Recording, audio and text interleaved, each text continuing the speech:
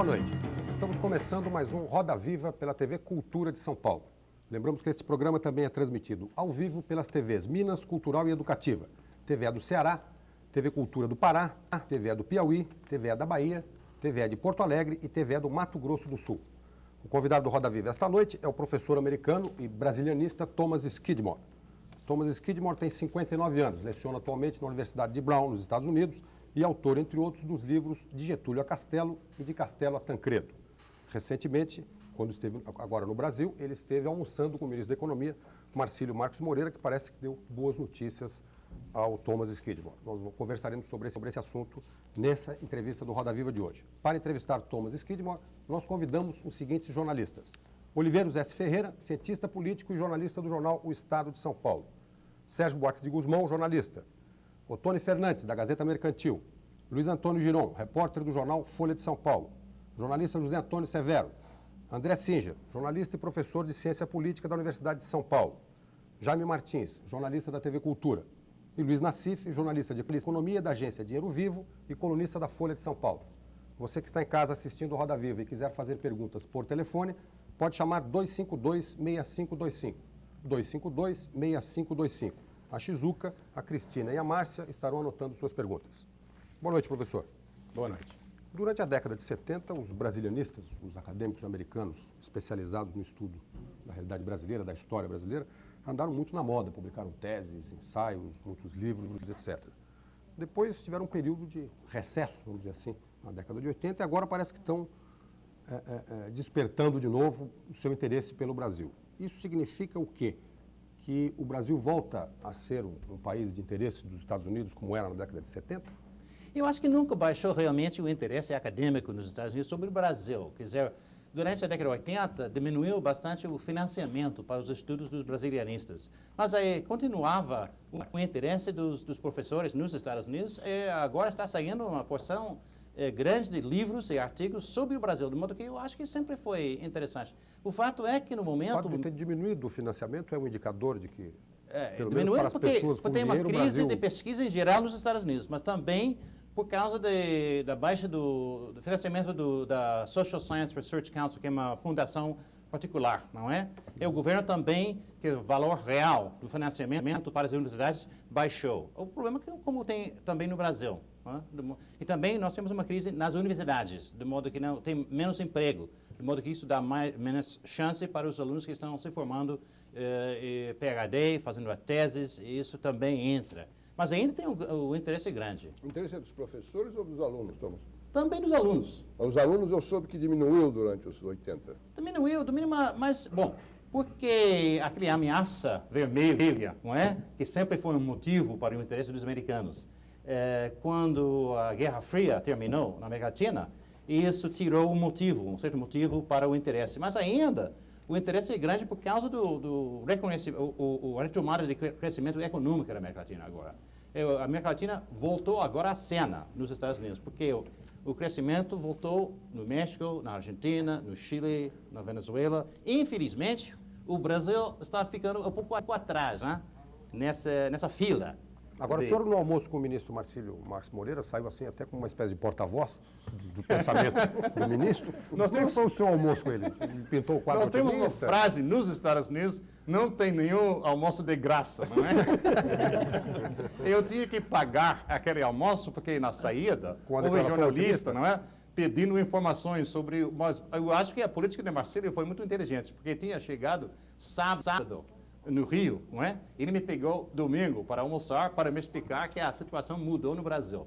E foi interessante o que ele falou. Quer dizer, eu achava que o tom, a perspectiva dele foi muito mais otimista. Eu estou notando aqui no Brasil que a atmosfera mudou no Brasil. Eu estive aqui 3 vezes no ano passado, 1990. Janeiro, julho e agosto, ao final de outubro, quando estourou o dólar. Eu achava que o Brasil estava afundando-se, porque eu fiz uma conferência em Miami. Eu fiquei bastante pessimista, mas estou notando agora, na minha chegada na semana passada, que mudou bastante a atmosfera. O que o senhor acha que mudou no fundamental? Bom, o fato é que baixou um pouco a taxa de inflação. Quer dizer, não é grande coisa, não é milagre, mas pela primeira vez, não é? Baixou para para 26%. É perspectiva. 3. Não é? 23, desculpa. Ao mês, 23. ao Dados mês. oficiais. Ao mês, não é? Opa. Já é um melhoramento na inflação. Bom, desculpa, se você diz que 23% é uma melhora na taxa de inflação, Não, é porque realmente a cultura brasileira já tomou conta dos Estados Unidos. O ministro Marcílio foi muito enfático com o senhor, não, professor? Como é? O ministro Marcílio deve ter sido muito enfático, ele é muito enfático, assim, nas colocações eu dele. acho que, mas além disso, eu acho que a terapêutica do Dr. Marcílio, que disse que não vou dar choque, não é? Não vou mudar de novo o regulamento. O Brasil precisa agora um pouco de tranquilidade, não é? Professor, eu queria perguntar um pouquinho sobre a imagem do Brasil lá fora. Aqui dentro a gente tem uma vergonha geral, todo mundo... Vai uma pessoa nos Estados Unidos, volta e fala, eu entrei no restaurante, perceberam que eu era brasileiro, começaram a me olhar torto. Como é que foi a imagem do Brasil antes dessa fase, antes do milagre também? Que era uma imagem um pouco ligada ao Zé Carioca, a Carlos Miranda. Como é que é a imagem do Brasil ao longo desse tempo? E como é que o senhor acha que ele vai se consolidar daqui para adiante? Eu acho que o fato é que ainda o Brasil é muito desconhecido nos Estados Unidos, ainda, não é? Quer dizer, é uma luta nos Estados Unidos para nós explicar o Brasil. O que é mais conhecido é a música brasileira. Toda a juventude, quando chega na minha aula, aluna que não conhece nada do Brasil, conhece música brasileira, Brasília é o problema da Amazônia. Além de café e Pelé, né? Apelei, claro. Ainda acham que Buenos Aires é a capital do Brasil? Não? Como é? Ainda acham que Buenos Aires é a capital do Brasil? Não, Bogotá ou Bolívia, não é? Professor, o senhor, Aquele piada do Reagan, não é? o senhor depois dessa conversa com o ministro Marcílio, eu queria saber a impressão do senhor, o que está mudando nessa política? Ele disse que não vai ter mais choque e está com uma promessa, vamos dizer, neoliberal. Agora, esse neoliberalismo funciona num país como o Brasil, onde tem desigualdades sociais, regionais enormes? Isso daí é um modelo que pode dar certo? Não, esse é o drama brasileiro.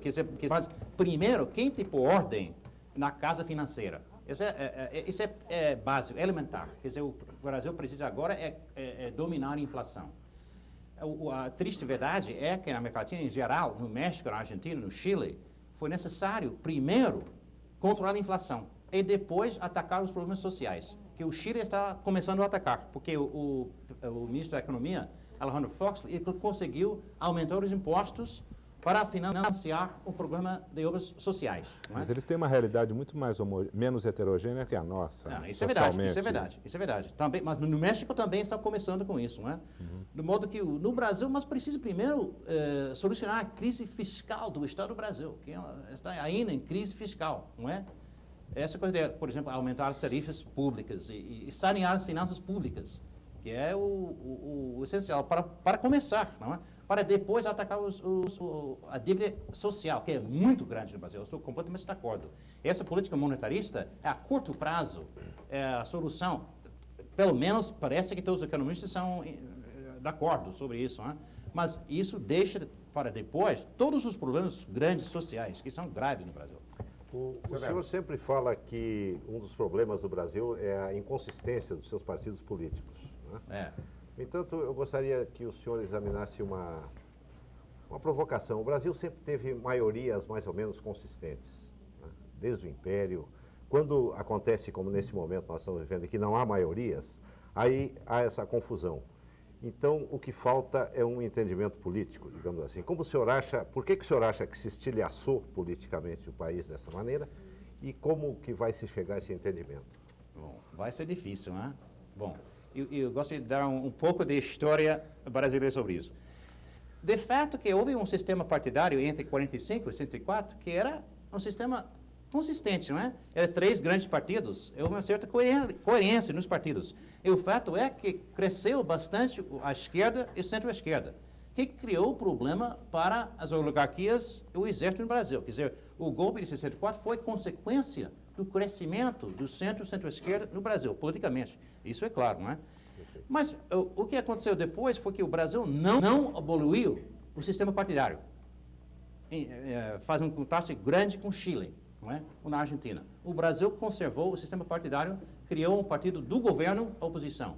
A tragédia, ao meu ver, veio em 85, quando o PMDB estava em condições de governar o Brasil, mas sofreu um golpe grande, que era toda a conspiração ou aquela tentativa do Golbery de dividir a oposição e também o Plano Cruzado, que dividiu bastante o PMDB. A eleição de novembro de 86 foi um desastre porque identificou completamente o PMDB, que ia ser o partido grande para governar o Brasil, mas ficou desprestigiado com o fracasso do Plano Cruzado, do modo que eu acho que a viravolta de 85 a 86 foi fundamental e fragmentou bastante o sistema. Além disso, a lei eleitoral agora incentiva a fragmentação partidária, de modo que no Brasil agora preciso, claro, uma reforma eleitoral para reduzir o número de partidos e aumentar a coerência interna dos partidos. O senhor acredita que o regime parlamentar que obriga a existir uma maioria, senão não há governo, poderá ser uma saída para esse multipartidarismo? Isso é um assunto bastante complicado. Eu tenho muitos amigos que estão pregando, não é, a solução parlamentarista, inclusive Bolívar Lamounier, o brasilianista Alfred Stepan, que é muito a favor. E eu acho que é complicado, não é? Porque o Brasil sempre tinha a tradição presidencialista. O Dr. Ulisses acha que todo esse sistema presidencialista foi um desastre para o Brasil, não é? Que quase o único presidente que sobreviveu foi o JK, não é? Mas se houver sistema parlamentarismo com esse Congresso, eu acho que seria um desastre, não é? Porque tem tanta fragmentação no Congresso. Precisa, pelo menos, ao meu ver, tem que ser estudado uma reforma eleitoral, um sistema eleitoral, por exemplo, um voto distrital, para disciplinar os partidos, porque com essa fragmentação dos partidos congressistas, seria uma bagunça tremenda, sistema parlamentarista. Seria uma bagunça? Um parlamentarismo. O senhor acha que hoje está bem? Não? Professor, Talvez, mas pode ser pior, não é? Voltando à entrevista com o Jaime Martins, por favor. Voltando à entrevista com o ministro Marcílio Marques Moreira. O senhor, em 1986, reconheceu que Deus é brasileiro, mas que ele havia se mudado para os Estados Unidos. Não disse isso. Agora, eu acho que ela mora fora do país. Agora, depois da sua entrevista com o ministro Marcílio, Sim. Quando é que Deus volta para casa? Está com a ideia de voltar, não é?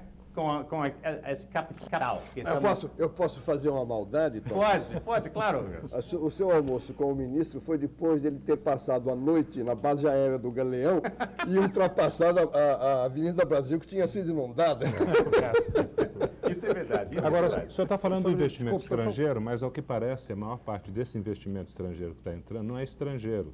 São, na realidade, empresas no Brasil que tinham recursos lá fora e que estão aplicando através de fundos nos Estados Unidos ou até aqui na Avenida Paulista fazendo ordens de compra. Porque primeiro tem que levar de volta esse capital de fuga, certo. Não é?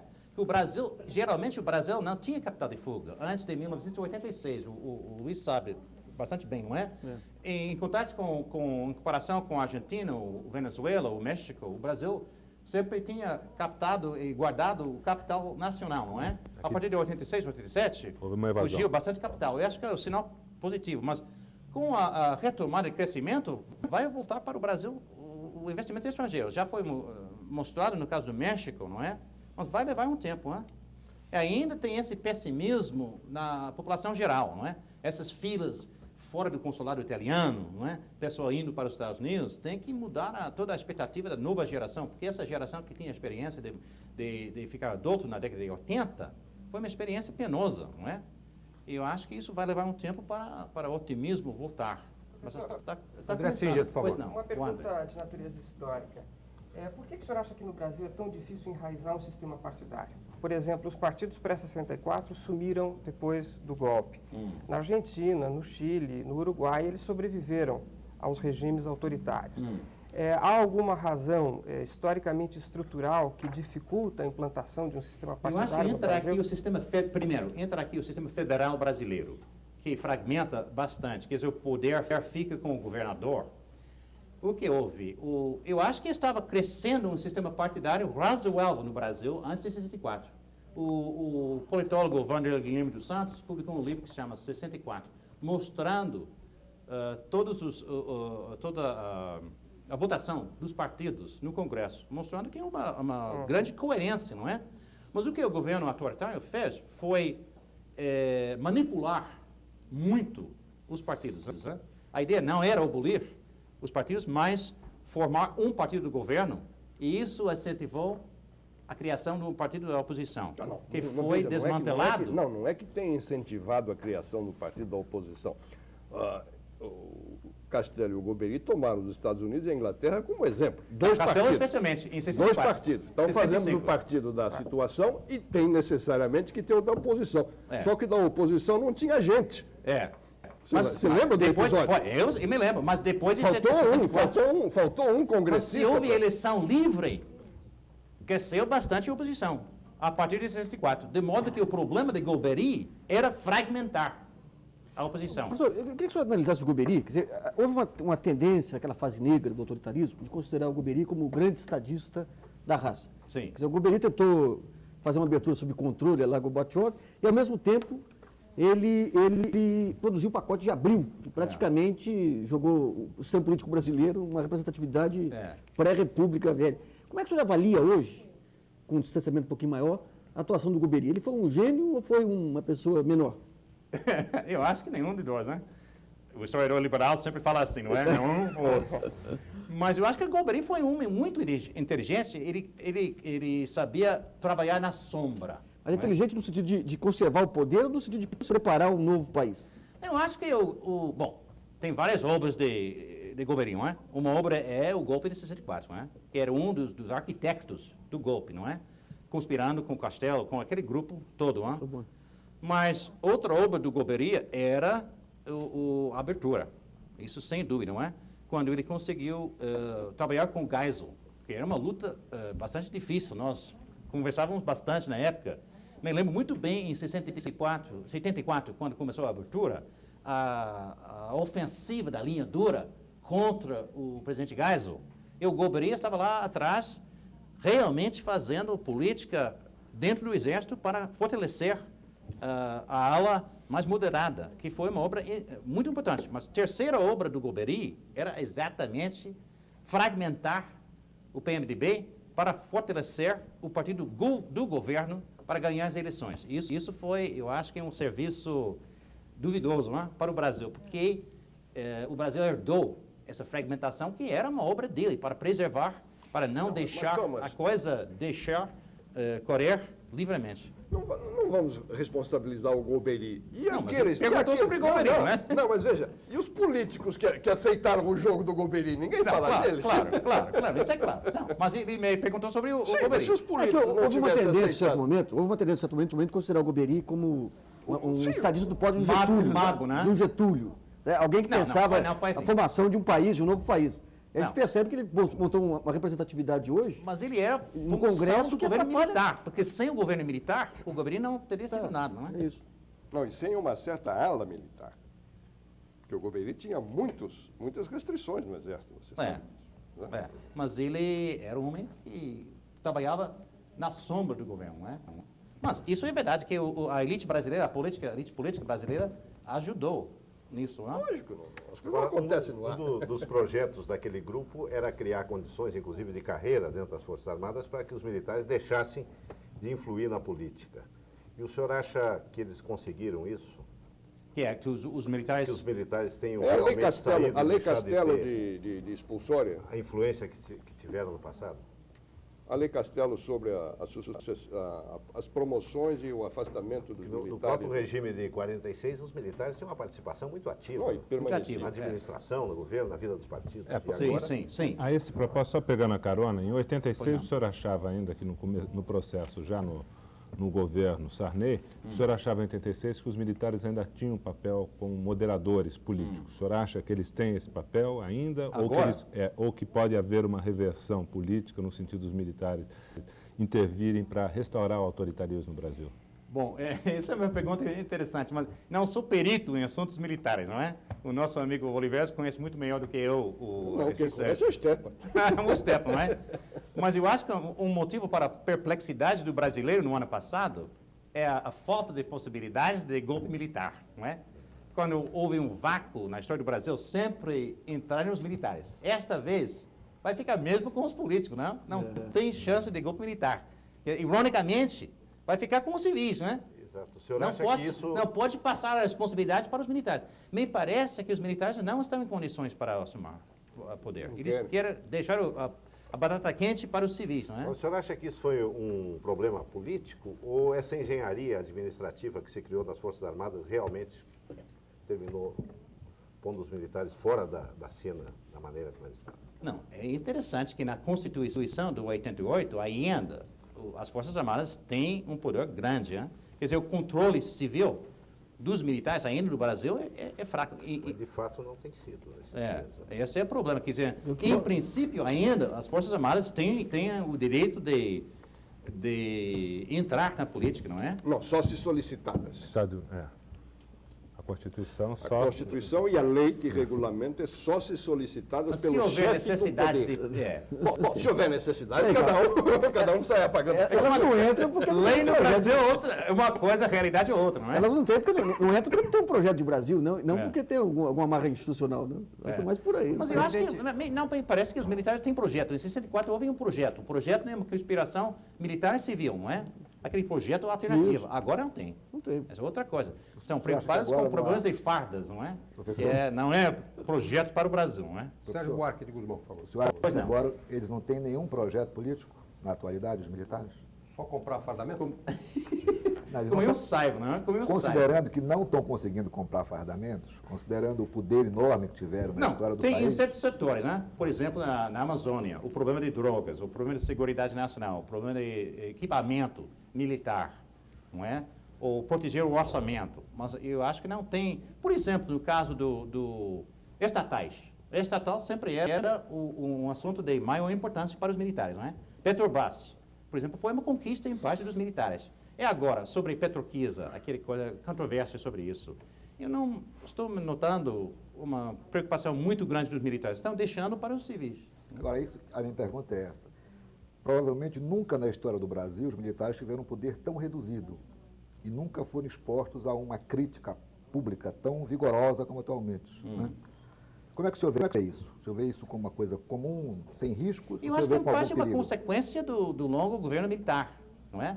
Que criou a consequência foi uma desgaste dos militares, porque houve também, quando você tomar poder, tem um problema de corrupção, não é? O interesses políticos, general quer ser governador, general quer ser nomear o filho, o sobrinho, parente para o lugar, não é? O serviço público.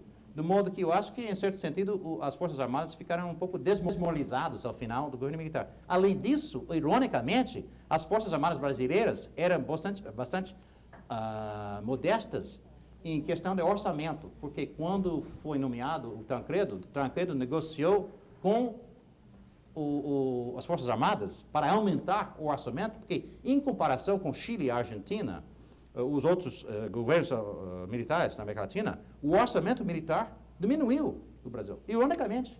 Né? De modo que, para aumentar, lá te o Brasil matavam, né, sempre gente? é complicado, né? Aumentar o orçamento militar, tinha que passar o poder para o civil e conseguir alguma coisa. Professor, Jaime e Otônio, por favor. o seu Pois não. primeiro livro, publicado em português, de Getúlio a Castelo, foi publicado em pleno regime de censura editorial e não teve nenhuma restrição por parte das autoridades. O que aconteceu? Valeu-se de autocensura? Neste caso, hoje este livro seria reescrito de uma forma diferente, mais aguda, contundente no que diz respeito aos acontecimentos de 64? Segundo informações que nós temos, o senhor passou a noite de 31 de março para 1º de abril na casa do então embaixador Lincoln Gordon. Que é verdade. Outros dizem que na casa do adido militar Vernon Walker. Não, nunca estive lá. Agora, o que o senhor escreveria hoje a respeito do episódio que teve a ocasião de assistir na noite de 31 de março? Não, acho que não tem muita importância na história do livro. Esse livro eu comecei a escrever logo depois do golpe. E o embaixador Gordon me convidou para escrever uma história meio oficial da coisa. Eu recusei fazer isso. Eu terminei o livro, mandei para a editora da Universidade de Harvard, e o embaixador Gordon não gostou do livro. E ele mandou uma lauda sobre uma opinião, avaliação do livro, dizendo que achava o livro era errado, não tinha levado a sério a ameaça comunista no Brasil, de modo que ele não gostou do livro quando terminou o livro em 66. Que ele começou a ler pelo apêndice, seguramente. O livro. Ele achava que foi objetivo demais, não é? Mas eu não mudaria quase nada no livro. Mas sobre o que assistiu essa noite, o que diria? Aquela noite eu aprendi muita coisa na embaixada na época, porque o meu amigo, muito meu amigo, na época era o adido cultural, que era George Borer, não é? Mas, por exemplo, quando o americano quer escrever uma história oficial, ele precisa ter nós chamamos clearance, aquela coisa de segurança, né? Security clearance. Isso nunca tinha. O que eu conheci pela embaixada era fofocas, informações, e o Lincoln Gordon era muito inteligente, muito bem informado, e ele me contava muita coisa, porque era amigo do meu sogro. Ele trabalhava na Inglaterra durante a Segunda Guerra Mundial. Eu conheci o Gordon antes de ser nomeado embaixador no Brasil, de modo que já tinha amizade com ele, não é? De modo que eu aprendi muita coisa, mas, ao mesmo tempo, ele achava que eu não estava levando a sério a ameaça subversiva no Brasil. De modo que eu fiquei bastante orgulhoso do livro, porque foi atacado pela direita, pela esquerda, e também encontrei general que eu gostava, também comunista que gostava, de modo que não mudaria muita coisa. Tem mais documentação, claro, mas eu acho que... Não, mas a pergunta do Jaime é muito específica. O que é que você viu aquela noite na casa do Lincoln Gordon? O que eu vi naquela noite, o Lincoln Gordon estava ficando muito satisfeito, não é? Primeiro, porque o golpe estava dando certo, não é? Ele tinha assistido a ida de Jango ao aeroporto, porque a embaixada americana, naquela época, era na Avenida Presidente Wilson, não é? E houve lá pessoal observando a ida e volta do Jango. Ia para o aeroporto, voltava, eu fofoca na embaixada, ele voltava para quê? Para apanhar dinheiro. Você está falando né? do Rio de Janeiro, não é? Rio de Janeiro. Ele deixou o Rio de Janeiro para Brasília, não é? E o Lincoln Gordon ficava muito satisfeito com o golpe, não é?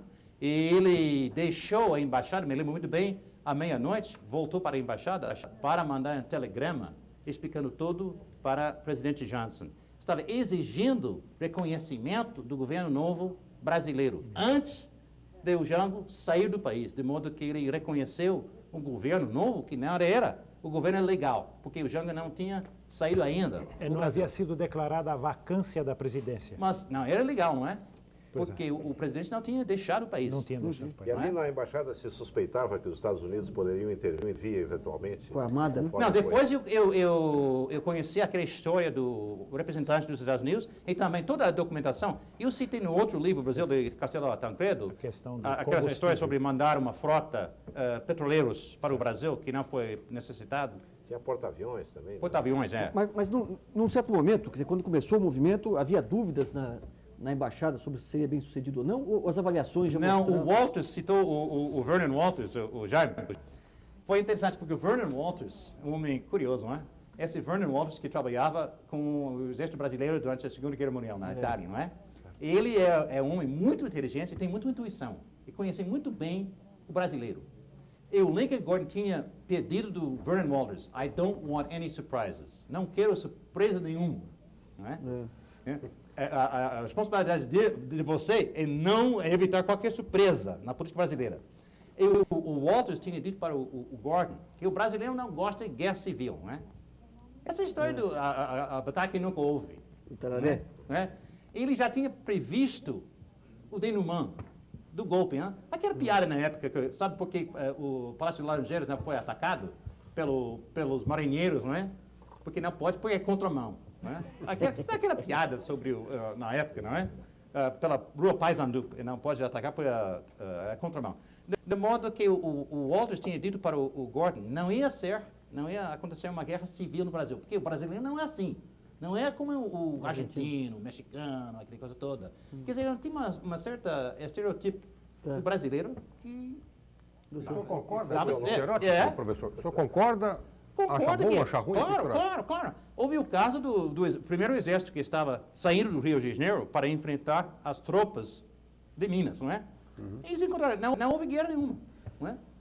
Houve piada depois que um general telefonou para o outro. Quantos tanques você tem? Não, parece que foi verdadeiro. Verdade. Foi. O Denis telefonou para o comandante do Quantos batalhão você militar. tem? Não. Você vai me combater? Não, Marechal. Então adira, ué.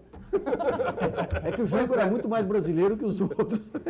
Foi isso que o Vernon Walters tinha dito para o Gordon. E como é que o senhor avalia depois aqueles conflitos que ocorrem com os Estados Unidos, quando vem o AI-5, vem o Rockefeller aqui, dá um bode miserável, a direita e a esquerda. Como é que foi essa evolução da posição americana frente à ditadura que se instalava a partir Bom, depois o Gordon ficou muito desiludido, hein?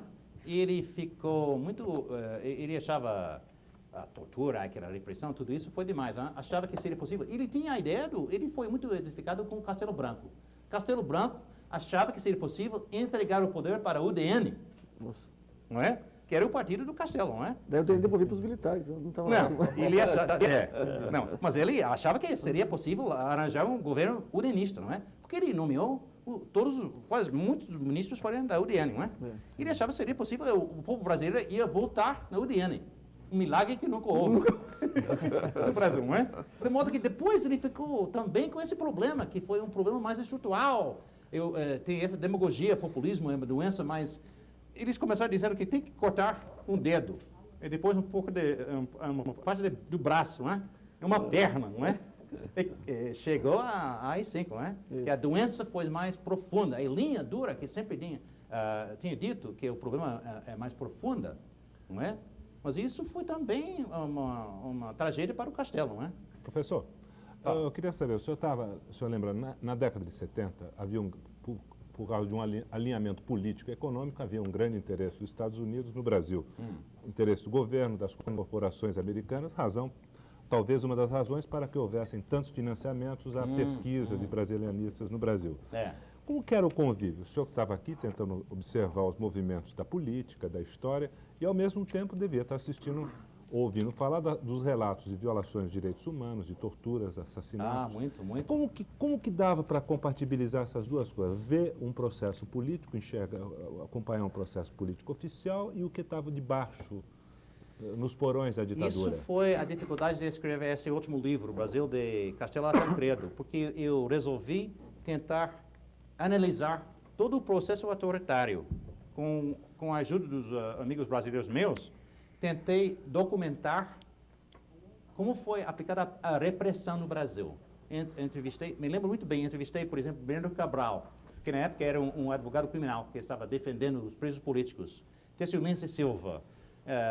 Eu falei inclusive com o pessoal da guerrilha, na época, não é? Para conhecer melhor o processo. Eu assinei um protesto, uma carta no New York Review of Books contra a prisão do Caio Prado Jr., de modo que foi negado um visto para mim em 1970. Né? Mas veja você, incoerência do governo brasileiro. Um ano depois, fui convidado, viagem pago pelo governo brasileiro, para participar de um primeiro encontro internacional de estudos luso-brasileiros, aqui em São Paulo. É que o computador da alfândega quebrava sempre aí. Então... Mas foi um drama para nós, porque eu tinha amigos que foram torturados aqui em São Paulo. Pessoal, não é? De modo que eu assinei protestos nos Estados Unidos, fizemos pressão no Congresso americano com Ted Kennedy, que era que liderava os protestos. Fizemos assessoria para os congressistas nos Estados Unidos. A minha ficha aqui no DOPS deve ser bastante grande, né? Professor, o senhor falou há pouco na questão do temperamento do povo brasileiro, que não gosta que dizia o general Vernon Walters, que não gosta de guerra civil, que é pacífico, etc. Aí dois telespectadores, o Davi Damião, de Ribeirão Preto, e a Lázara Santos, aqui de São Paulo, eles telefonaram perguntando como o senhor avalia, então, o comportamento passivo do brasileiro em relação à atual situação em que vive o Brasil. Eu acrescentaria, inclusive, uma observação feita na semana passada, aqui mesmo no Roda Viva, pelo Betinho, o Herbert de Souza, dizendo como é que o povo brasileiro consegue conviver pacificamente, entre aspas, com essa fila de aposentados, onde os aposentados morrem, com os meninos abandonados na rua, com a chacina de menores que tem no Rio de Janeiro, em São Paulo, etc. E tamanha corrupção. E a corrupção, e etc. Como o senhor avalia essa passividade? Já não digo que o brasileiro não gosta de guerra civil, tudo bem. Sim. Mas essa questão passiva em relação à crise. Eu acho que... O Davi, inclusive, pergunta se isso seria possível nos Estados Unidos, por exemplo. O povo ficaria passivo. Eu acho que tem aqui dois aspectos, dois lados do caráter brasileiro. Quer dizer, é perigoso falar sobre isso, não é? Mas eu passei um semestre com o Roberto da Mata, o meu amigo antropólogo lá no Notre Dame, que me ensinou bastante sobre a antropologia brasileira. Eu acho que tem esses aspectos diferentes, contrastes. Né? Você tem o lado autoritário do povo brasileiro, uma tradição autoritária, quer dizer, o senhor que manda, o senhor que sabe. Eu sou aqui, se Deus quiser, aquela passividade que vem da tradição ibérica, não é? que todo o poder aqui em cima, você fica aqui embaixo, você recebe a ordem. Né? A velha tese do Oliveira Viana, que falta aqui poder nas bases. Né? A tradição anglo-saxônica, que é o governo local, né? A iniciativa local, que faltava no Brasil. Ao outro lado, você tem a tentativa de criar uma sociedade democrática no Brasil. Você tem o exemplo da mobilização da sociedade civil contra a ditadura no Brasil. Quer dizer, o movimento pelas direitas, os SEBs, né?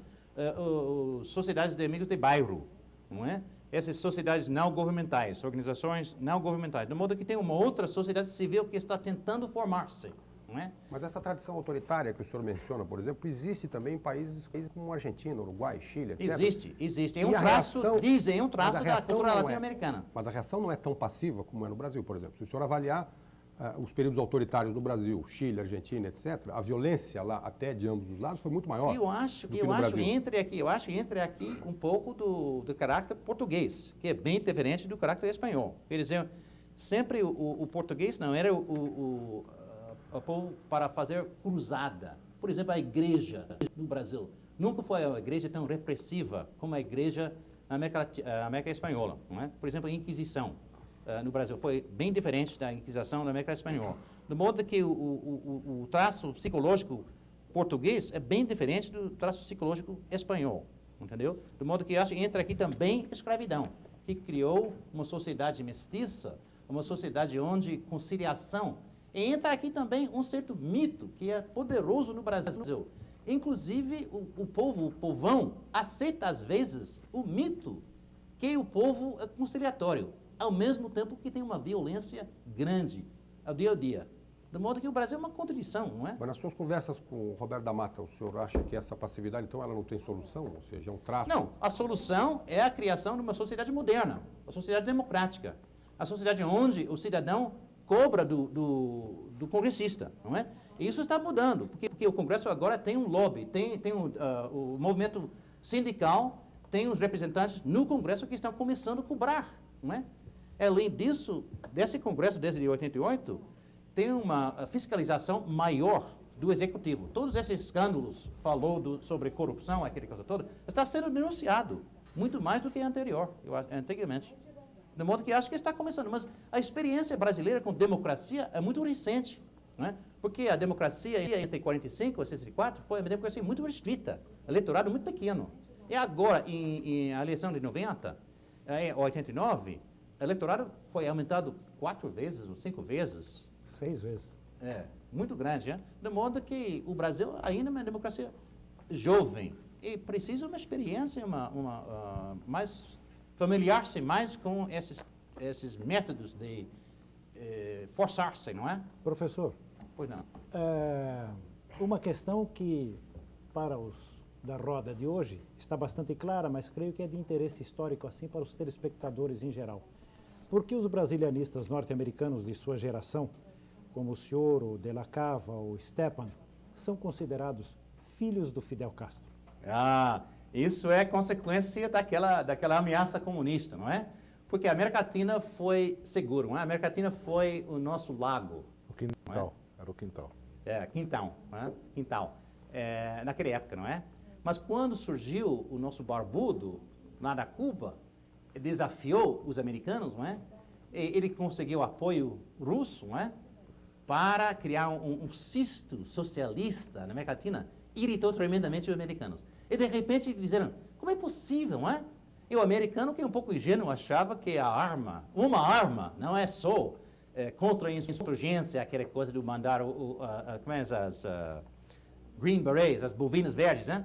Mas também mandar PhD, não é? Para conhecer o país, para levar mais conhecimento para os Estados Unidos. Mas, ironicamente, se você nos Estados Unidos formar PhD, é possível que vai criticar a política do governo. De modo que De La Cava, por exemplo, eu também, o Stepan, nós temos assinado muita coisa contra a política norte-americana na América Latina. Mas a ideia era criar uma capacidade intelectual para entender o país. Professor, para completar a roda, o Girão tem uma pergunta para o senhor, por favor. Sim. Ele falou de Fidel Castro, eu queria saber a sua opinião sobre Fidel Castro. Hoje, qual é a sua opinião sobre o nosso barbudo? Como o senhor nosso falou? barbudo. Nosso barbudo, não é? Parece que é muito popular em Niterói. Porque agora tem um encontro com Cuba. Eu cheguei no Rio, eu fiquei estarecido, porque tem a palavra de cumprimento de Fidel Castro, não é? Para o povo de Niterói. Cidades irmãs, cidades irmãs, não é? Coisa incrível. Comparado com outros países da América Latina, algumas pessoas acham que o Brasil ainda tem um discurso muito terceiro-mundista. O senhor acha isso? Não, eu acho que uma coisa aqui interessante é que o Brasil tem muito em comum com Cuba. Porque a influência africana na música, na comida, toda a dança, até na psicologia. Eu estive uma vez na Cuba. Na religião? Religião também. Religião africana, não é? De modo que eu acho que o país, talvez, que tem mais em comum com o Brasil, ironicamente, é o Cuba, em termos de cultura, não é? Porque a escravidão também durava muito tempo na Cuba, e a influência é grande. Dizem que até 40% da população é preto ou pardo, que é comparável ao Brasil. Mas, ao meu ver, o Fidel Castro é outro caudilho na América Latina, não é? Talvez o maior político da América Latina.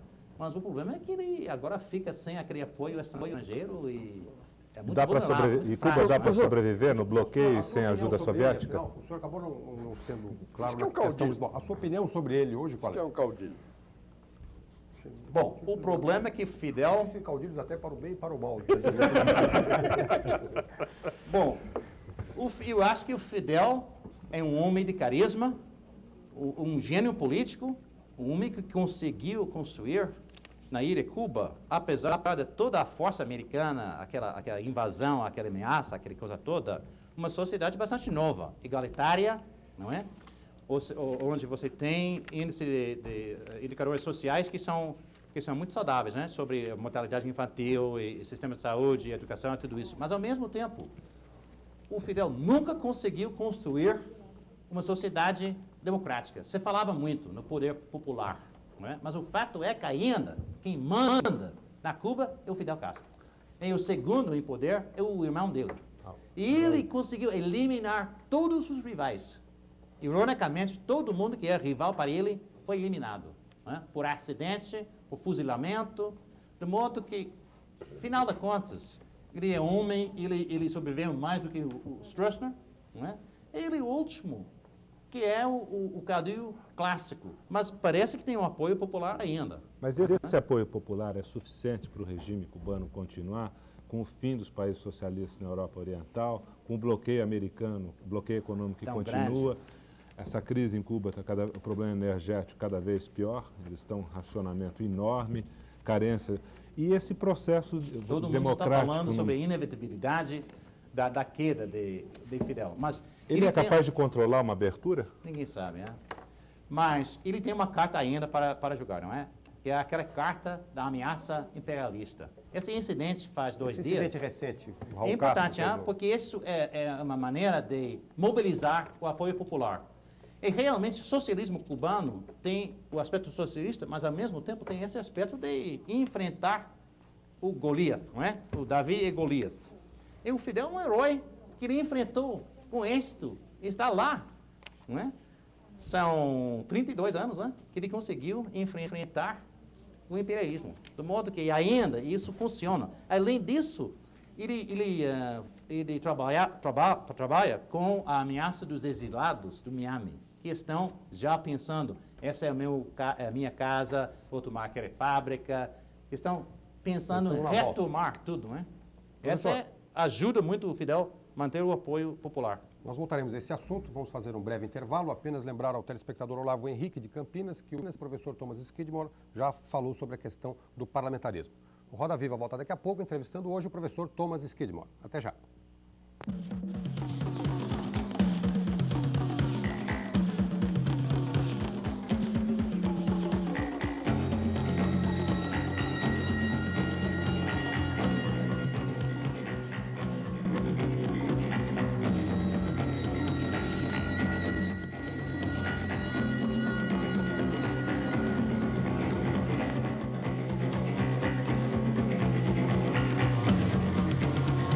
Voltamos com o Roda Viva, que hoje está entrevistando o professor Thomas Skidmore. Você que está em casa e quiser fazer perguntas por telefone, pode chamar 252-6525.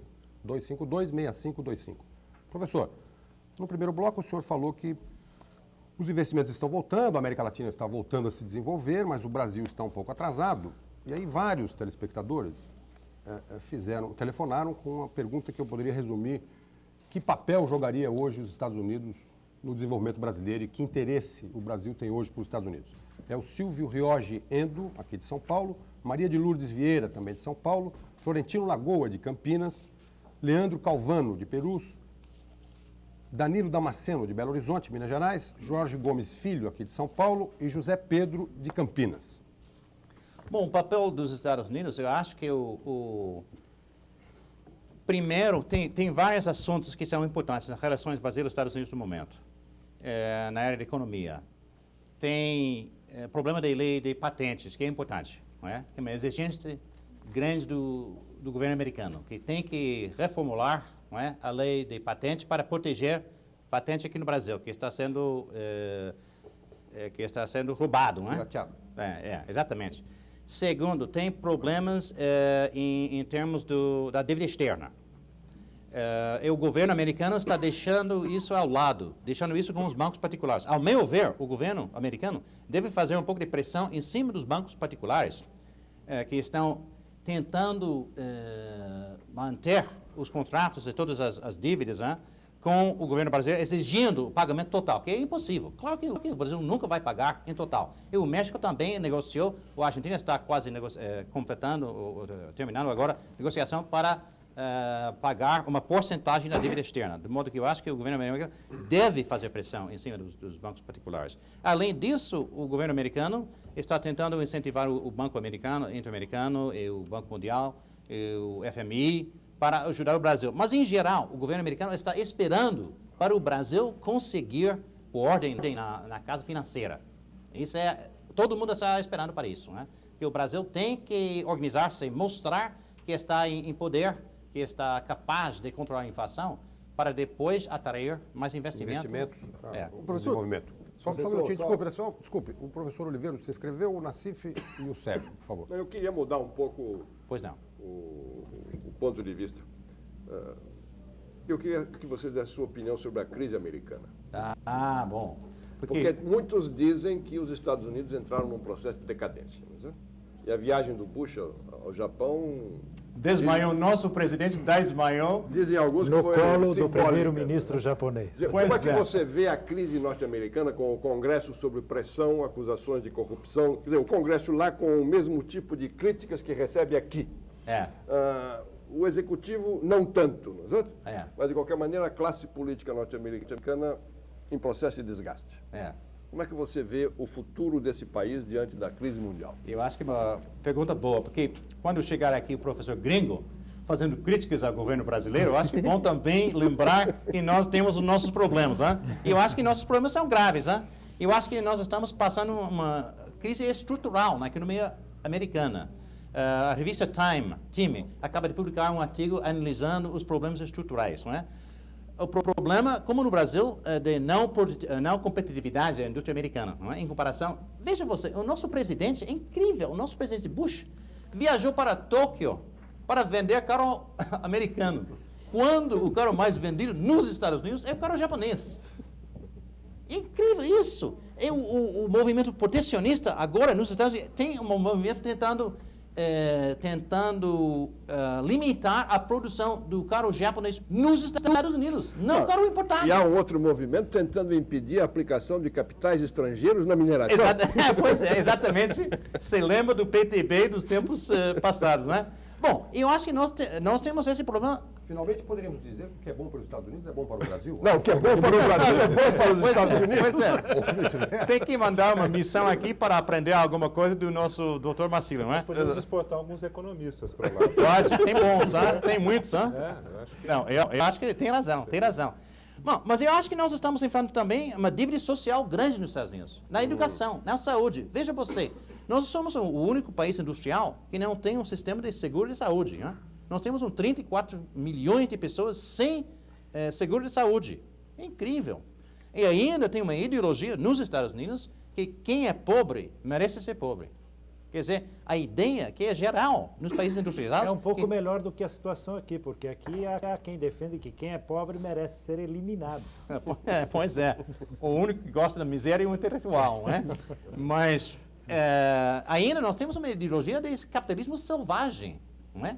Nós estamos atrasados nesse assunto, porque na Europa Oeste você tem o sistema de social democracy, democracia social, que garante um mínimo de padrão de vida para todos os cidadãos, que eu acho que é razoável isso. Nós estamos ainda com esse problema. Educação, saúde e transporte. E uma saída para os Estados Unidos seria um programa de investimentos grandes para financiar retomada de crescimento através do investimento em recursos humanos. E isso é interessante em comparação com o Brasil, porque o Brasil também está precisando aumentar investimento em recursos humanos, porque o que mostra os chamados tigres asiáticos, o Taiwan, Coreia do Sul, Japão, aquela coisa toda, é a importância de mão de obra qualificada. Mas o investimento em tecnologia nos Estados Unidos, o investimento per capita mesmo, para um país que tem muita gente, é imensamente maior do que o investimento em tecnologia pura em qualquer outro país do mundo. Né? Quer dizer, mas ainda nós temos problemas, né? Nos setores mais avançados. O Japão está na frente de nós. Por exemplo, High Definition televisão de alta definição, um computador. Agora, esses setores onde o Estado indicou, fez uma aliança com as indústrias grandes, né? aqueles Keiretsu, chamados, né? Alianças de indústrias com o governo. E eu acho que o governo norte-americano está precisando de uma política industrial, que é palavrão nos Estados Unidos, porque é socialismo. É isso que eu queria chegar à pergunta. Pois não. Os Estados Unidos, vamos dizer, o modelo do liberalismo econômico, capitalismo puro, o senhor disse um capitalismo selvagem, então está lá nos Estados Unidos. Muita gente aqui no Brasil mira-se no exemplo dos Estados Unidos, né? E agora tem uma discussão nos Estados Unidos e tem um New Deal dos anos 90, como propõe a matéria de capa da revista Time, da semana, né? De o Estado voltar a intervir, voltar a impulsionar o processo de desenvolvimento. Então, qual que é o papel do Estado numa economia moderna? Estado com um déficit fiscal gigantesco, maior do mundo. Enorme. Ironicamente, eu acho que na década de 80, nos Estados Unidos, também foi uma década perdida para nós, como na América Latina, porque houve um aumento de consumo muito grande, mas como foi pago? Com dívidas, né?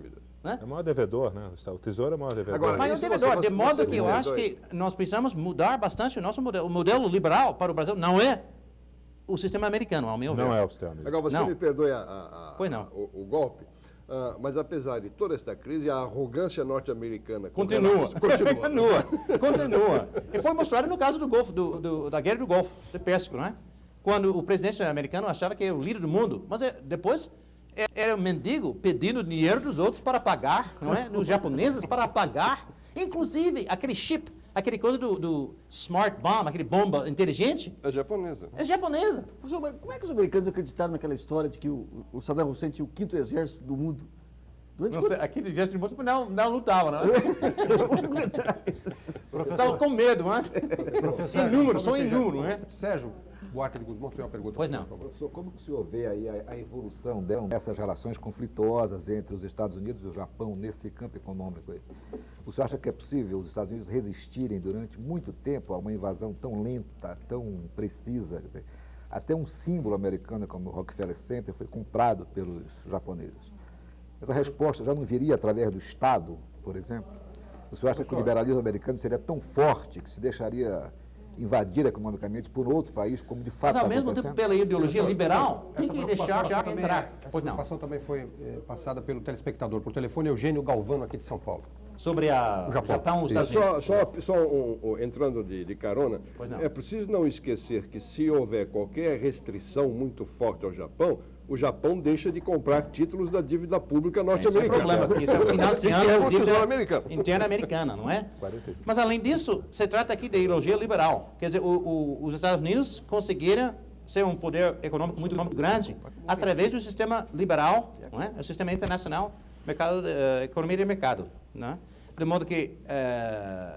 mas agora está em crise o modelo dentro dos Estados Unidos. Tem um movimento protecionista, o Gephardt.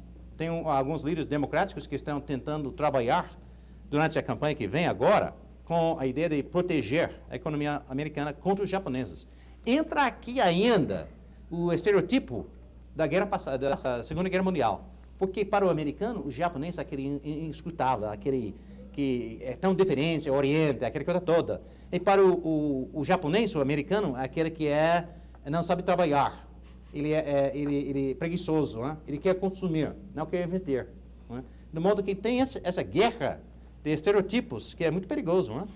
Mas o fato é que o Japão está desistindo do modo agora de fazer investimento nos Estados Unidos. Está fazendo muito mais investimentos na Ásia, na Tailândia, na Indonésia, na Coreia do Sul, na China, Taiwan. Na China.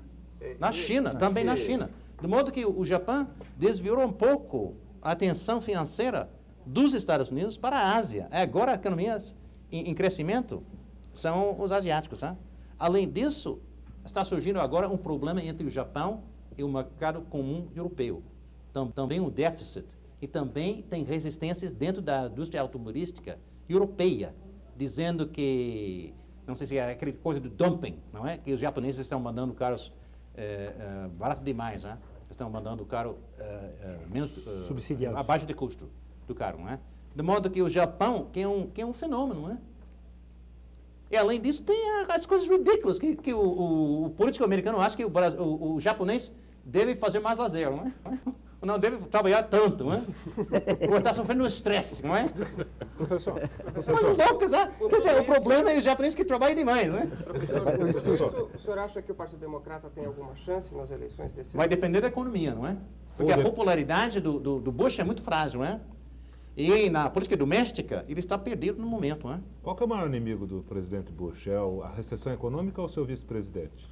Em termos eleitorais. O Quayle. Você é amigo dele, ninguém quer tirar o Bush por causa do vice-presidente. Não, sabe que o Quayle tem um número especial nos Estados Unidos.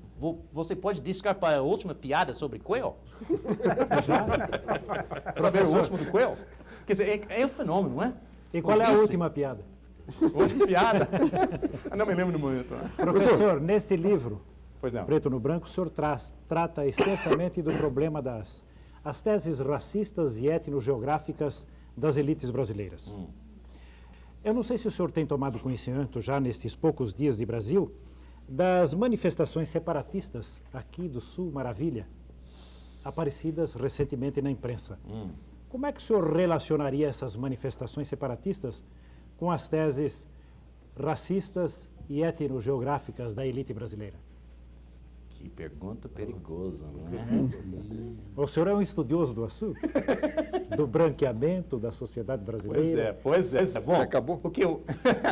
Que acabou.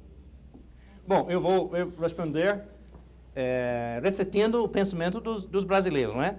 Sempre houve um sentimento, pelo menos desde o século passado, aqui em São Paulo, de separação. Quer dizer, ao final do Império, houve um movimento sério aqui, 86, 87.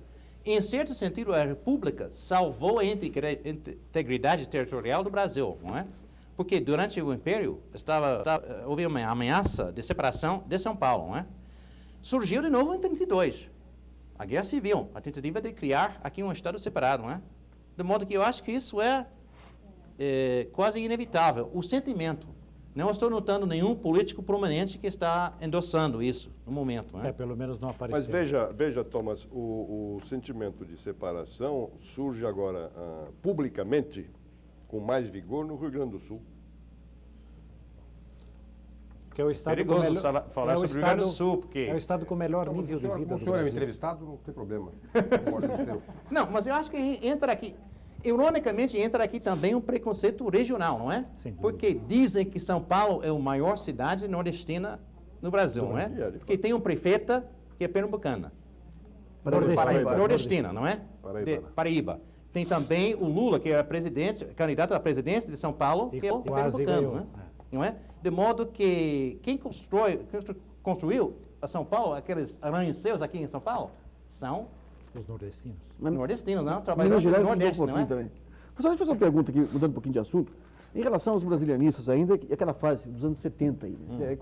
Começa os brasilianistas a ter uma dimensão maior dentro do Brasil, começam as empresas brasileiras a irem para lá, e houve algumas notícias, que não foram muito exploradas na ocasião, de que alguns brasilianistas, eles tinham esquecido um pouquinho, digamos, a carreira acadêmica e estavam montando lobbies de empresas brasileiras. A Copersucar parece que foi uma que... O que ocorria naquele mundo dos brasilianistas na época? Você tem alguma informação sobre isso? Sobre quem? Sobre a... Lobby. Lobby de empresas brasileiras.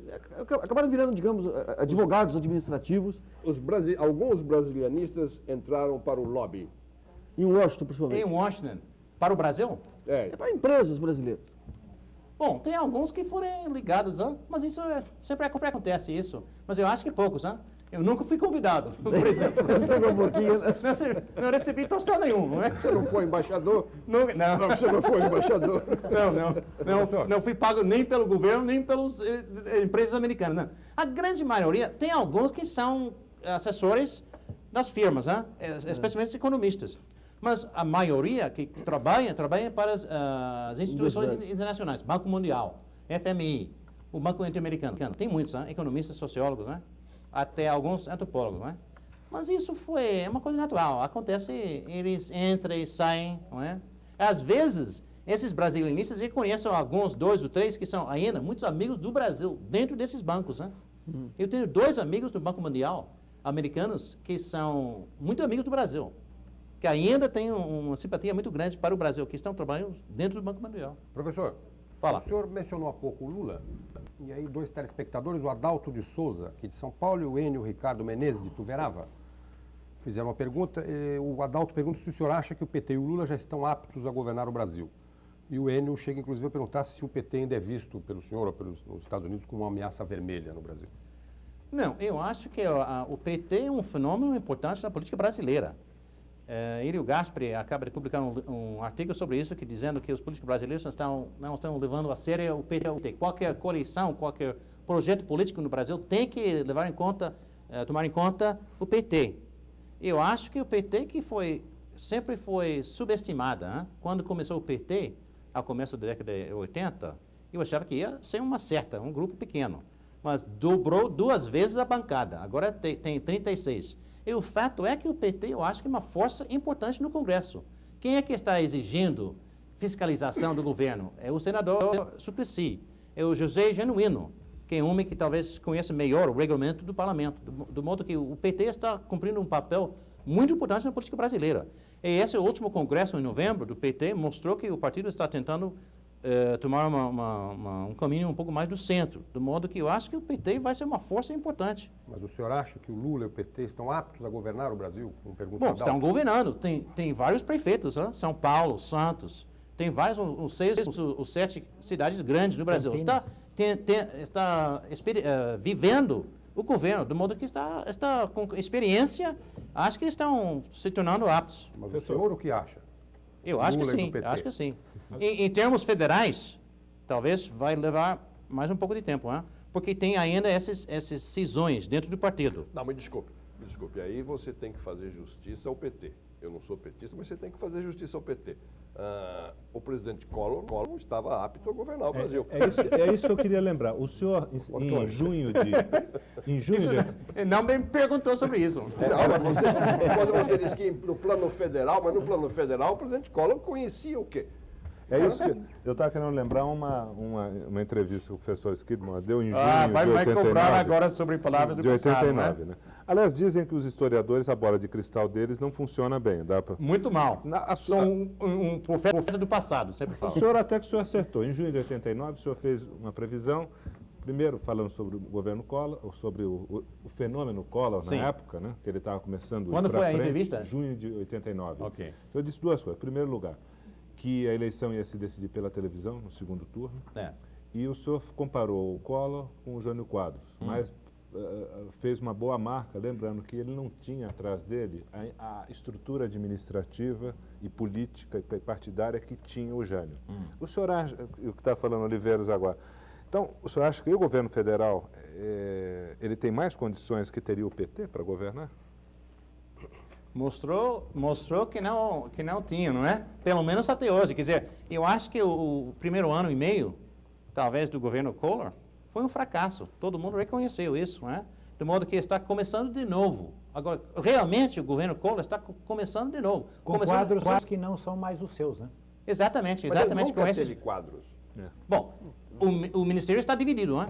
Você tem um ministro como o Marcílio, o G. Goldenberg, o Sérgio Rouanet, e tem os outros que são do passado, do saúde, não é? Do trabalho, previdência social, ainda está dividido, não é? Do modo que eu acho que ainda tem esses dois rostos do governo Collor, não é? Eu acho que o Ilha Jucaribe publicou um artigo dizendo que dois Collor, né? Qual é que é o real, não é? Professor, agora, como é que o presidente Fernando Collor é visto nos Estados Unidos? Quer dizer, a figura do presidente andando de camiseta... Ele começou com uma imagem muito boa. O Indiana Jones. Indiana Jones, aquele coisa que é o jovem, não é? Ele era como o Menem, não é? O Alan Garcia, aquele coisa do novo, o Fujimori, o novo, a nova geração que está tomando conta do país. E quando ele começou com o plano Collor primeiro, aquele confisco, aquele coisa toda, todo mundo audacioso, que coisa impressionante, e o governo americano ficava encantado, né? O embaixador americano apoiou muito. O confisco também? Também, achava que é um ato de coragem, não é? Ato de coragem. Foi no bolso deles, né? Eles não gostarem da política de dívida externa. Porque quando chegou a Zélia, não é? O Eres, não é? Eles falaram muito grosso para os banqueiros americanos, não é? E isso foi um traço que a imagem, toda a imagem começou a desmoronar, não é? Em consequência da política da dívida externa. E ao final de 90, começo de 91, a imagem se tornou muito mais negativa. E quando saiu o livro Zélia, uma paixão, aí isso saiu uma reportagem grande, não é? E isso se tornou o governo um pouco ridículo, não é? Mostrando o lado mais leviano do governo, como foi determinado, por exemplo, a porcentagem do confisco da poupança, aquela coisa toda, que foi mostrado que era uma coisa de levianidade, né? Que isso distorceu, teve um impacto muito negativo na imagem. E saíram reportagens no New York Times, no Washington Post, foi em setembro, muito negativo, não é? Eu acho que agora vai sair uma variação um pouco mais positiva. Mas o problema é que o Brasil está ficando isolado na América Latina agora, por causa do atraso do ajustamento econômico. Professor, eu queria perguntar sobre isso, a questão O Brasil está se organizando com a Argentina, Paraguai, montando um bloco econômico. Mercosul. Exato. Parece que é a tendência no mundo. A Europa se organiza, a América do Norte também, o leste. O senhor acha que isso é atraso, em primeiro lugar? Em segundo lugar, o senhor acha que qual vai ser a relação dos Estados Unidos com esse bloco latino-americano? O senhor acredita que pode frutificar alguma coisa no sentido de fazer um mercado comum latino-americano, incluindo os Estados Unidos e Canadá? Já foi tentado várias vezes, é difícil, né? Porque as economias não são complementares. É econômico. Esse é o problema. E além disso, representa 1% do comércio externo internacional. Esse é o problema. Mas dizem que o comércio Brasil-Argentina está crescendo, não é? E talvez tenha possibilidade de uma maior integração. Mas veja, você precisa uma certa integração da política econômica dos países. Brasil com inflação de 23% a mês. A senhora acha que os Estados Unidos pode se integrar a Argentina com 0%? Poderá eventualmente investir firme nisso, até por uma questão política? Talvez uma saída. Você, se fosse americano, investiria no Mercosul, você investiria no Brasil ou na Argentina? No ano que vem, ao final desse ano, talvez na Argentina. Não é? Que então seria o mercado brasileiro aberto. Mas o mercado brasileiro interno é tão grande, né? Veja você, a taxa de crescimento histórico no Brasil era o maior do mundo até a década de 80, não é? De modo que a dinâmica econômica brasileira é muito grande, né? De modo que eu acho que o Brasil tem capacidade para crescer de novo, não é? Professor, o Girão tem uma pergunta para o senhor. Voltando para aquela questão do livro da Zélia, o senhor chegou a ler o livro Zélia, uma paixão do Fernando Sabino? Eu li alguns trechos, eu li a reportagem na Veja, não é? Aquela coisa sobre a saia curta, não é? Exato. Deliciosa, sobre o dentista. Que coisa louca. O que o senhor acha dessa invasão do privado no domínio público, que é uma coisa que... Eu acho que é muito negativo. Né? Eu acho muito negativo do ponto de vista do movimento feminino. Por quê? Porque isso reforça a impressão que a mulher não tem capacidade de cumprir um papel profissional. Vai misturar o lado sentimental com o lado profissional. E isso é ruim, porque, obviamente, a mulher tem capacidade de ficar um profissional. Mas, professor, as mulheres não fazem isso sozinhas. Ele é vizinho do Bernardo, ele é do Pará. Ele é membro do movimento machista? Não, está apoiando o Bernardo Cabral? Não. Ele é do Pará. Defendendo as mulheres, elas não fazem isso sozinhas. Professor. O fazem é outra coisa, não é? Professor, deixa eu fazer uma pergunta para o senhor. Voltando ao brasilianismo, professores brasileiros dedicados a estudos brasileiros criticam os brasilianistas norte-americanos como uns privilegiados, enquanto que eles, os brasileiros, se consideram uns deserdados. Sim, sim. Isto porque os brasilianistas norte-americanos têm um amplo apoio das universidades, sim, das suas fundações e também de entidades oficiais.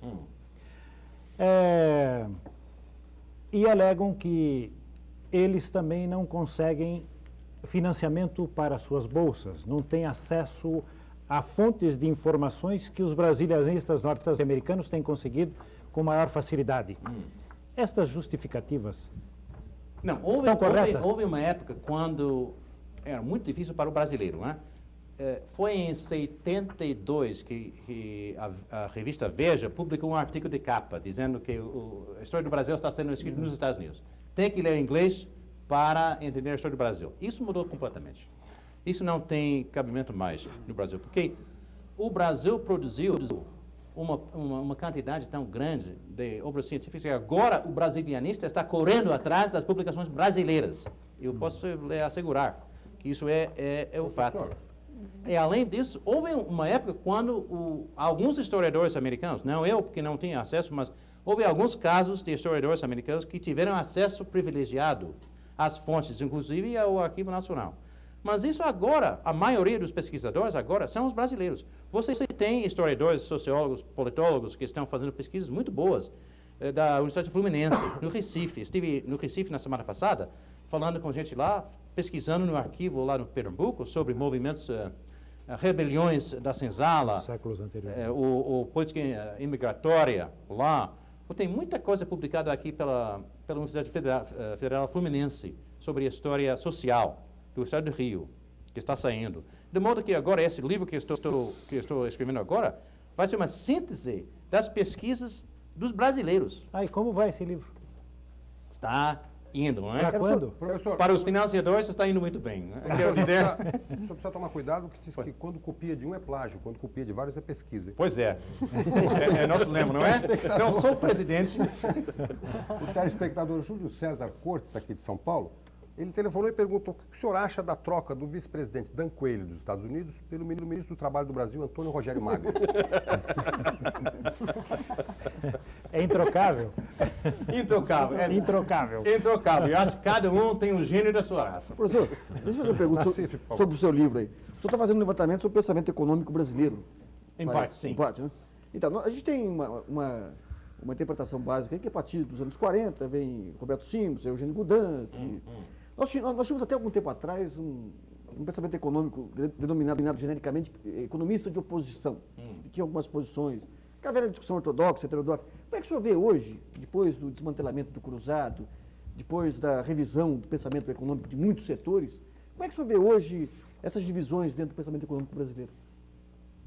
Foram muito reduzidos, né? Porque agora parece que tem um consenso geral, inclusive a Aloysio Mercadante, César Maia, até o Roberto Campos, não é? O José Serra, sobre a estratégia que precisa agora no Brasil, ao curto prazo. Não é? Tem divisões sobre a política a médio prazo ou longo prazo. E eu acho que o assunto talvez mais importante é o debate sobre o papel do Estado no Brasil. Essa coisa sobre liberalismo, não é? E o Estado não tem papel, tem que enxugar o Estado. Uma coisa são os estatais, que estão perdendo muito dinheiro. Outra coisa é o Estado como promotor do bem-estar social. Por exemplo, o Brasil tem essa dívida social tão grande, né? Tem um déficit social na educação, saúde, transporte, habitação, de modo que precisa um investimento massivo nesses setores. Agora, o IDESP do Bolívar Lamounier, ele publicou uma pesquisa com congressistas, parlamentares e senadores, e a gente percebe que há um pensamento de esquerda ainda, PT e PDT, com posições muito distintas, inclusive do pensamento dos seus líderes, do César Maia, sobre os estatais, sobre a questão de estatização e a questão do papel do Estado. Sim. Então, teve uma questão, você acha que o Estado deve ficar naquelas áreas básicas, onde PT e PDT foram majoritariamente contra? Eu fiquei surpreendido com aquela pesquisa. Interessante que foi uma revisão no pensamento, não é? Isso. Quer dizer, isso talvez ajudaria um consenso sobre um novo projeto, se não chamado desenvolvimentista, um novo projeto sobre a política econômica brasileira. Isso é exatamente que o Brasil está precisando, não é? Mas a gente vê que o pensamento de esquerda ainda, a base do pensamento de esquerda ainda se aferra a uma série de princípios. Bom, mas está indo mais para a democracia social, não é? E não para aquela preferência para os estatais, não é? Professor, a esse propósito eu queria fazer uma pergunta para o senhor. Pois no não. primeiro bloco, o senhor lembrou que o caráter do brasileiro estava muito moldado pela tradição ibérica. O senhor é quem manda, de uma certa submissão ao poder do Estado, do poder do senhor. E o senhor lembra, ao contrário da tradição anglo-saxônica, onde existe uma organização pela comunidade, pela cidade, às vezes pelo molecular. Como que o senhor vê eu queria perguntar para o senhor a questão de partidos, um pouco ligar com essa questão que está falando o Nassif. Como que deveria ser o perfil dos partidos brasileiros no momento em que, vamos dizer, as ideologias, o conflito leste-oeste, a ideologia parece ser uma coisa meio saindo fora de moda, né?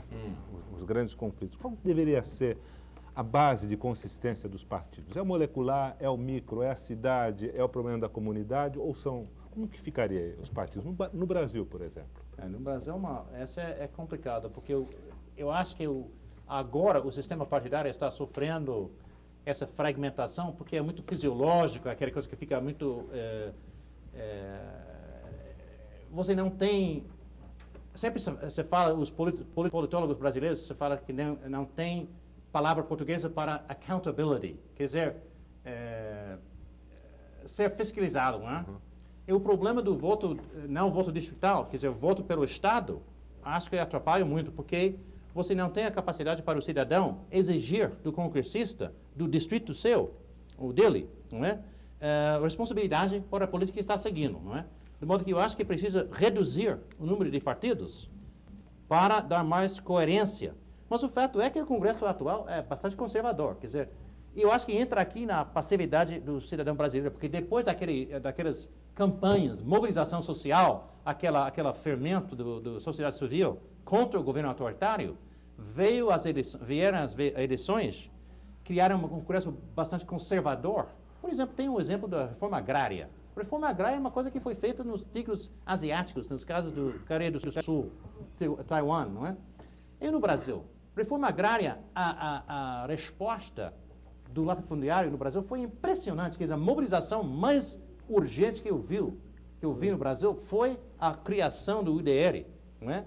E a resposta à tentativa de fazer uma reforma agrária no Brasil. De modo que precisa agora uma reforma da lei eleitoral para reformular todos os partidos e reduzir o número e dar mais coerência.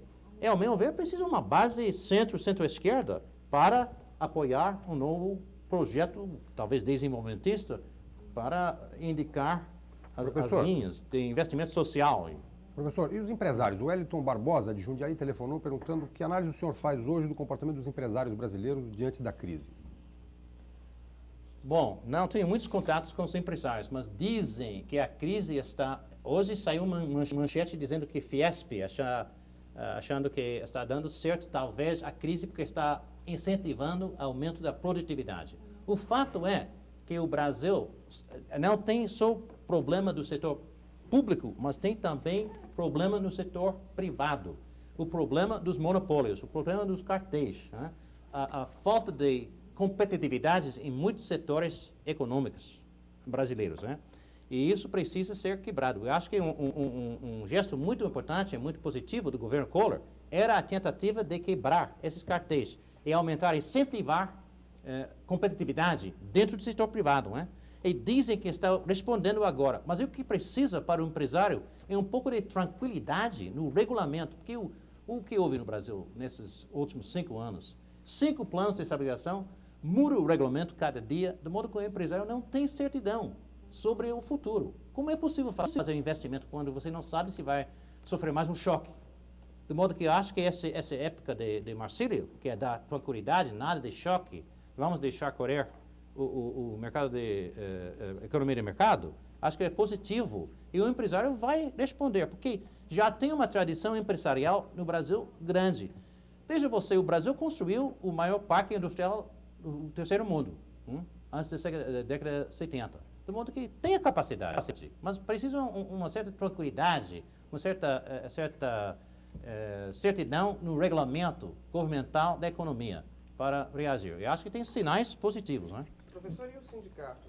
Pois não. O senhor acha que os sindicatos têm tido uma atuação condizente com essa necessidade que o senhor está vendo? Bom, tem o que eu gosto de chamar, se falava muito aqui no Brasil de entulho autoritário, mas tem também um entulho getulista, que é a criação do Estado, o sistema corporativista.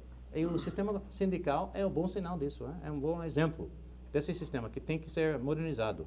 É uma luta muito grande para tirar o imposto sindical, que era exatamente a peça fundamental desse sistema corporativista do trabalho, dos sindicatos, para forçar os sindicatos a manter o apoio dos membros, não é? Que é importante. Professor, a esse respeito, depois do Plano Collor, quando acabou a política salarial, principalmente agora, que acabou, não tem mais qualquer política salarial, antes disso, toda a própria esquerda dizia assim, não pode, tem de continuar uma política salarial para proteger os setores menos organizados dos trabalhadores. O fato é o seguinte, acabou a política salarial, o número de sindicatos no Brasil, desde a entrada do governo Collor, aumentou de 8 mil para 12 mil. E a razão básica foi a necessidade de se organizar para defender as suas conquistas salariais. Saudável. Eu acho que é saudável. Né? Então, a gente não pode esquecer também o vil interesse de cobrar a contribuição assistencial. Que continua, né? Continua. Esse é o aspecto... e a corporativa, são duas. Mas antes era uma, agora são duas. Mas eu acho que tem um drama aqui, que é a coisa de introduzir collective bargaining, que é a barganha coletiva, não é? Que é um drama. É um drama, porque tanto o líder sindical como o empresário gostam de sistema que fechado. É fechado, não é? De modo que para modernizar as relações trabalhistas... Teria de acabar o dissídio da categoria? Tem que introduzir um sistema mais de colaboração, de barganha, não é? Mas tem ainda o problema do desempregado, né?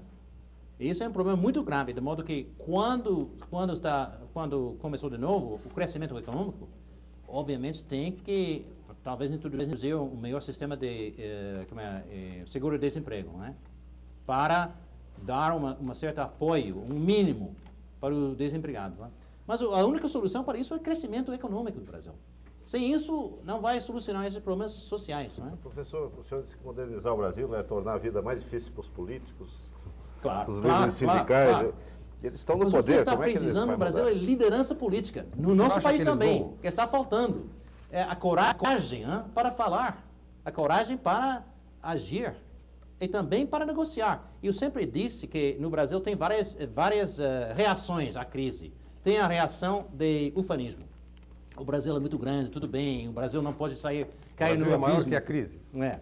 Outra reação é derrotismo, que o Brasil não presta, o brasileiro não presta, não é? Eu acho que o Brasil precisa agora é mineridade, a capacidade de negociar, não é? Que está faltando, né? Todo mundo está pedindo. O presidente que publicou esse artigo agora sobre consenso, o que está preciso no momento é exatamente construir uma coalição no Congresso para apoiar, não é? Saneamento das finanças e depois as reformas, as grandes reformas que precisa, não é? O senhor falou em negociar e no primeiro bloco, quando o senhor mencionou as primeiras providências do governo Collor, o senhor disse que nos Estados Unidos isso foi aplaudido, mas quando chegou a hora de conversar sobre a dívida externa, houve um arrepio. Na sua opinião, e o Wellington também levantou essa questão de Jundiaí, que solução deve ser dada para a dívida externa? Bom, eu acho que isso precisa... Ela tem que ser paga, tem que ser negociada? Não, tem que pagar uma parte, só uma parte, não é? Como o México negociou de novo, não é? A dívida externa. Quer dizer, se vende agora a dívida externa brasileira, não sei o preço, deve ser um apoio de 30%, não é? 25%, 30%. Esse é o valor real da dívida. Tem que negociar em cima disso, não é? Tem quem compre? Tem que dizer que, então, vamos ser realistas, né? E já foi descontado pelos bancos, né? Mas o problema é que tem os bancos pequenos. O problema não é com os bancos grandes, é os bancos pequenos, que não querem perder dinheiro. E enfrentando os acionistas dos bancos, eles acham que tem que exigir todo o dinheiro, que não é possível. Mas isso tem que negociar. E negociando de uma posição mais forte. São os pequenos ou são os grandes que se opõem? a uma negociação individual. Me dizem, não sou banqueiro, não sou economista, mas dizem que o problema, talvez isso é fumaça dos grandes. Talvez seja do Citi, não é certo? O Citi tem um problema grande, não é? Mas eles dizem que você precisa de um acordo de todos os bancos ao mesmo tempo. Não, mas esse é que está errado. Isso é que está errado. Mas isso vai depender da capacidade de negociar do governo brasileiro. E nisso, talvez, o Marcílio tem muita experiência, tem muitos contatos, mas isso vem depois do acordo com o FMI, como o Clube de Paris, não é? E você vai negociar numa posição forte. Isso é importante. Voltando ao começo da entrevista de hoje, ao seu almoço com o ministro Marcílio, ele falou alguma coisa com o senhor sobre isso? Os segredos do almoço? O senhor disse que tinha que pagar o almoço. De repente, esse pagamento pode ser mais caro do que a entrevista que o senhor deu na saída do almoço. Mas eu acho que o Marcílio ficou bastante otimista, achando que o Brasil realmente está em condições melhorar a economia, e ele disse que a capital de fuga está voltando para o Brasil, está aumentando a caderneta de poupança, quer dizer, a coisa mais importante é a credibilidade do governo. Afinal de contas, a luta contra a inflação é a luta de expectativas. E eu estou notando que mudou um pouco a atmosfera. O senhor acredita, então, que o Collor chegará ao fim do seu mandato, tendo conseguido controlar um pouco isso, vai terminar ganhando a eleição ainda? E Deus volta para casa? Fazendo o seu sucessor? Não sei. Professor, não sei. Só uma curiosidade. Tem ainda o plebiscito, né? Bom, nosso tempo, infelizmente, está esgotado. Pois não. Nós agradecemos, desculpe a interrupção brusca, mas é que nós estamos em cadeia com outras emissoras. Nós agradecemos a presença esta noite aqui no Roda Viva do professor Thomas Skidmore. Quero agradecer também à banca. Obrigado, e os companheiros jornalistas e aos telespectadores que assistiram o programa e que fizeram perguntas por telefone. Lembrando que as perguntas que não puderam ser feitas ao vivo serão entregues após o programa ao professor Skidmore. O Roda Viva fica por aqui e volta na próxima segunda-feira, às 9 horas da noite. Até lá e uma boa noite a todos.